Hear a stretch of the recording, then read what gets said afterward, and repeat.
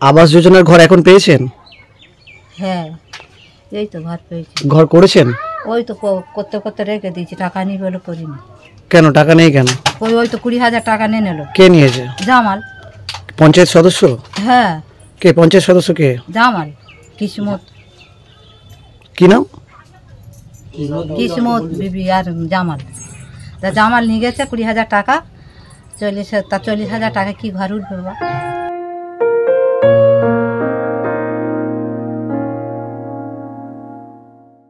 পুকুর পাড়ে ঝুপড়িতে দিন কাটাচ্ছেন এই বিধবা বৃদ্ধা। কিন্তু কেন এমন পরিস্থিতি জানেন? শুনলে অবাক হবেন। এই বৃদ্ধার জন্য যে পাকা ঘরটি বরাদ্দ হয়েছিল তা তৃণমূলের নেতারা খেয়ে নিয়েছেন। ঘটনাটি ঘটেছে দক্ষিণ 24 পরগনার মগরাহাটে।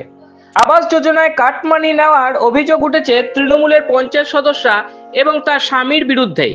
ঘটনা জানাজানি হতেই চরম অস্বস্তিতে পড়েছে তৃণমূল কংগ্রেস। আবাস যোজনার ঘর এখন পেয়েছেন? হ্যাঁ, এই তো ঘর পেয়েছি। ঘর করেছেন? ওই তো করতে করতে রেখে দিয়েছি, টাকা নিয়ে বলে করিনি। কেন টাকা নেই কেন? ওই তো 20,000 টাকা নিয়ে নিল। কে নিয়েছে? জামাল। পঞ্চায়েত সদস্য? হ্যাঁ। কে পঞ্চায়েত সদস্য কে? জামাল কিসমত। কি নাম? কিসমত বিবি আর জামাল। তা জামাল নিয়ে গেছে 20,000 টাকা।